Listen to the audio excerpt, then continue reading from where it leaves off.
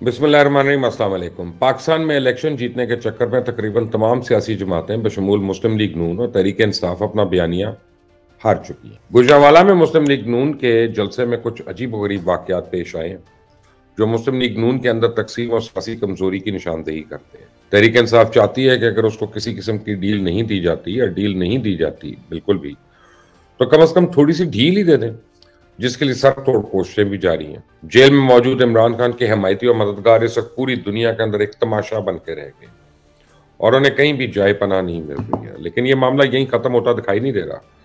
अभी आगे भी इमरानी खानदान के मजीद लोग शिकंदे में आने वाले हैं। जस्टिस अतहर मिनल्लाह के साथ लंदन में कुछ नाखुशगवार वाकयात पेश आए। उस बाद एक बार फिर जजेस के मजीद इस्तीफों की खबर का सिलसिला चल निकला है। इससे पहले कि मैं बात को आगे बढ़ाऊं, आपने अगर अभी तक इस चैनल को सब्सक्राइब नहीं किया तो कर लें और बेल आइकॉन को प्रेस करना मत भूलिएगा ताकि हर आने वाली वीडियो आपको मिल जाए। गुजरांवाला में मुस्लिम लीग नून के जलसे में कुछ बड़े अजीब व गरीब वाकयात पेश आए जो मुस्लिम लीग नून के अंदर तकसीम और सियासी कमजोरी की निशानदेही करते हैं। नून लीग इस वक्त बयानिया बचाए, सियासत बचाए या डील बचाए, इन जैसी बड़ी अजीब व गरीब सूरत हाल से दुचार है। ये हकीकत है कि मुस्लिम लीग नून तंजीमी सतह पर इस वक्त काफी मजबूत जमात है और 8 फरवरी के हवाले से बहुत अहम मनसूबाबंदी कर चुकी है, लेकिन इसके बावजूद बहुत से सवालात उठ रहे हैं। गुजरांवाला में नून लीग के जलसे में इन सवालात को मजीद तकवीत भी मिल चुकी है। गुजरांवाला में नारा खानदान का शुमार इंतहाई बाअसर खानदानों में होता है जो पिछले एक बड़े अरसे से मुस्लिम लीग नून के साथ वाबस्ता है। मुदस्सिर कौम नारा और अजहर कयूम नारा दोनों भाई गुजरांवाला में नाकाबिल शिकस्त समझे जाते हैं और ये मुस्लिम लीग नून के टिकट से पहले रुकने कौमी असम्बली मुंतखब भी हो चुके हैं। पार्टी पर मुश्किल वक्त के बावजूद भी नायरा खानदान ने गुजरांवाला में अपनी सलाहियत का लोहा मनवाया, कामयाबी समेटी है।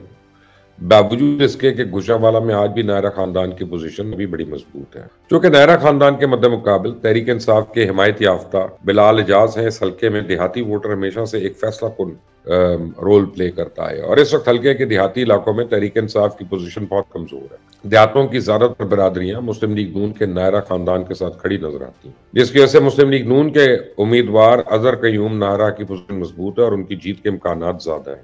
लेकिन इसके बावजूद गुजरांवाला जो कि मुस्लिम लीग नून का गढ़ है, लोगों की कोई बहुत बड़ी तादाद को शामिल नहीं हो सकती और इसके बावजूद देहातों के लोग जलसा का और ऐसी दीगर सियासी तकरीबात में अपनी शमूलियत को यकीनी बनाने की कोशिश करते हैं। एक तो अक्सरियत जो होती है इनमें से खेती बाड़ी से मुंसलिक होती है, जबकि दूसरी तरफ देहातों की सियासत का दारोमदार थाने कचहरी के कल्चर पे होता है। लिहाजा किसी भी सियासी मीटिंग में हाजिरी लगवाना जरूरी होता है। तो मुस्लिम लीग नून के इस हल्के में पोजीशन भी मौजूद है, देहातों की बरादरियां भी साथ खड़ी हैं। मुस्लिम लीग नून ने इस जलसे में कोई बड़ा दावा नहीं कर सकी। आवाजें उठ रही हैं कि नून लीग का जलसा नाकाम हो गया। तो अगर माजी की बात की जाए तो ये जलसा पहले जैसा होता नहीं था। इसका मतलब है कि मुस्लिम लीग नून और मियां नवाजी का बयानिया तो अवाम तक पहुंच ही पाए, या फिर अवाम को मियां साहब के बयानिया की पहुंच नहीं आ रही। वोट को इज्जत दो का बयानिया कहीं इक़्तिदार के नीचे दफन होता दिखाई दे रहा है। मकामी लोगों और चशमदीद गवाह ने तो यहां तक कह दिया कि मियां साहब ने जलसे में तकरीर करते हुए फरमाया कि असल जानशीन और सरबराह तो मरियम नवाज है और मरियम नवाज की तकरीर को दावत मिली। जैसे ही मरियम नवाज ने तकरीर शुरू की तो सामीन ने अदम दिलचस्पी का इजहार किया और जलसा गाह से निकलना शुरू हो गए। मियां साहब के कॉल ऑफ फेल से तो मालूम होता है कि मियां साहब मुस्तकबिल में पार्टी की भागदौड़ मरियम के हाथों में देना चाहते हैं और मरियम नवाज साहिबा इसके लिए सरतोड़ कोशिशें भी कर रही हैं। लेकिन सवाल ये पैदा होता है कि साबिक वज़ीर आज़म जिन्होंने खतरनाक हुकूमत लेकर अवामी मुखालफत का सामना किया, यानी कि शहबाज शरीफ और उनके साहबजादे हमजा शहबाज जो पहले ही बहुत नजर आ रहे हैं, उनके हिस्से में क्या आया या फिर आगे क्या आएगा। तो जो अशर मियां साहब ने नून लीग के बयानिए का करके रख दिया है, वैसी सूरत हाल शरीफ खानदान के साथ भी पेश आती दिखाई देती है। जहां तक जलसे या कामयाब होने की बात है तो गुजरांवाला और हाफजाबाद चूंकि दो जुड़वा शहर हैं और इनकी सियासत एक दूसरे पर असर अंदाज होती है, तो हाफजाबाद में इस वक्त भट्टी और तारड़ ग्रुप के दरमियान कांटेदार मुकाबला चल रहा है। भट्टी ग्रुप की अनीका मेहदी भट्टी तहरीक इंसाफ, जबकि सायरा अफजल तारड़ मुस्लिम लीग नून की उम्मीदवार है। तो हाफजाबाद में सूरत हाल सख्त होने का असर भी गुजरांवाला में जरूर पड़ेगा, क्योंकि हाफजाबाद के जलसे में लोग गुजरांवाला और गुजरांवाला के जलसों में हाफजाबाद के लोगों की शिरकत किसी भी जलसे के लोगों की तादाद में इजाफे का बायस बनती है। इस बार नहीं ऐसा हुआ। दूसरी तरफ अगर हम पीटीआई की बात करें तो तहरीक इंसाफ चाहती है कि अगर उसको किसी किस्म की डील नहीं दी जाती तो कम से कम थोड़ी सी ढील ही मिल जाए, जिसके लिए तोड़ कोशिशें भी जारी हैं। इमरान खान को एक बीमारी है और वो है बयानिया बदलने और यू टर्न लेने की। तहरीक इंसाफ के बयानिया के मुकाबले पर भी हमेशा तहरीक इंसाफ का ही बयानिया मैदान में उतरा। شیر افضل مروت کے مقابلے پر بیرسٹر گوہر کا بیانیہ، بشرا بیگم جو قصہ پاریدہ ہے ان کا، لطیف کھوسہ کے مد مقابل علیمہ خان کا بیانیہ۔ تو تحریک انصاف کا بیانیہ سوشل میڈیا پہ اس لیے بھی زیادہ ٹرینڈ میں رہتا ہے کہ صبح دوپہر شام 3 وقت 3 الگ بیانیے پیش کیے جاتے ہیں۔ اس کے 2 فائدے تو ہوتے ہیں کہ تحریک انصاف کے ووٹرز اور لوائقین انٹرنیٹ سے جڑے رہتے ہیں، اور یوں سوشل میڈیا پہ 3 ٹائم کھچڑی پکنے اور لنگر بٹنے کا ماحول بنا رہتا ہے۔